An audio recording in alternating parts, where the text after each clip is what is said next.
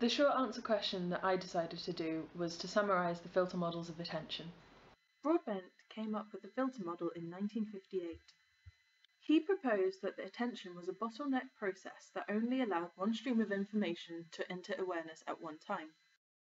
His idea was that attention acts as a filter to prevent processing overload because higher processing was believed to have limited capacity. Broadbent's model is supported by the following experiments. Cherry, in 1953, gave participants headphones and played sounds to both ears, but told participants to only attend to one ear and to shadow the message played to them in that ear.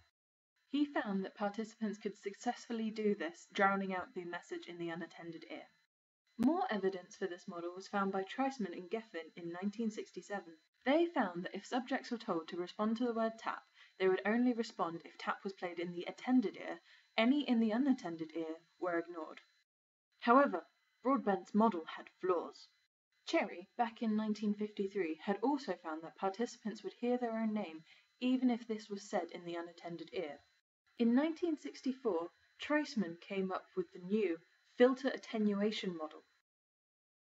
Instead of information from an unattended source being entirely discounted from attention, Treisman suggested that some of that information could be transmitted so the individual is aware of it.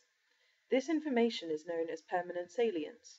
An example is your own name. Von Wright, Anderson, and Stenman in 1975 associated particular words with a shock in participants.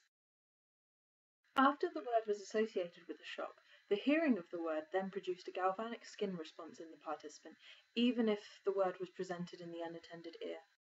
Summarise, Treisman's model is just a better, revised version of Broadbent's because it accounts for salient information. So, hopefully I've provided you with all the information you need to answer that short answer question.